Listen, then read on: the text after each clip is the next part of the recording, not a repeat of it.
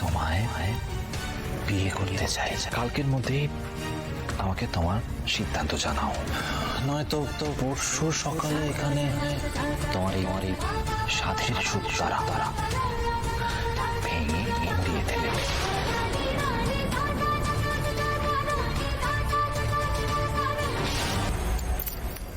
এবার বুঝতে পেরেছে কেন আমি বিয়েটা করেছি।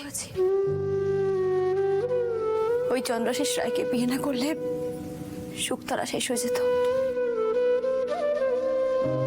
এতগুলো মেয়ে, এতগুলো পরিবার সব পথে বসতো। সুখ তারার কোনো ক্ষতি করবে না, তাই অগত্যা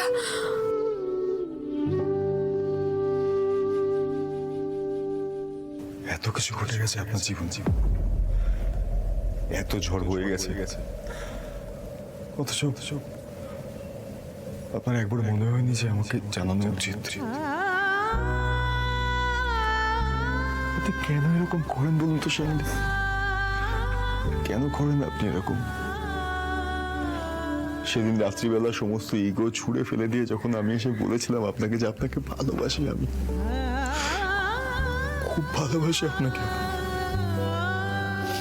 আপনি বলেছিলেন সকালবেলা সবটা ঠিক করে দেবেন। সে ঠিক করে দেবেন নাম করে আপনি বাড়ি থেকে চলে গেলেন কেন? স্যার, আমি চেয়েছিলাম স্যার আপনার ওপর দিয়ে তো ঝড় কম যায়নি। আপনার সঙ্গে অনন্যার কি ডিভোর্স হয়ে গেছে?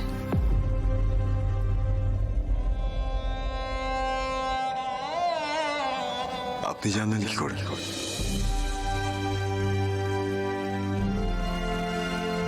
দেখুন, এটা হওয়ারই ছিল। আজ না হোক কাল ডিভোর্সটা হয়েই যেত। অনা ডিভোর্সের পেপার পাঠিয়েছে, খুব তাড়াতাড়ি সমস্ত কাজ কমপ্লিট হয়ে যাবে।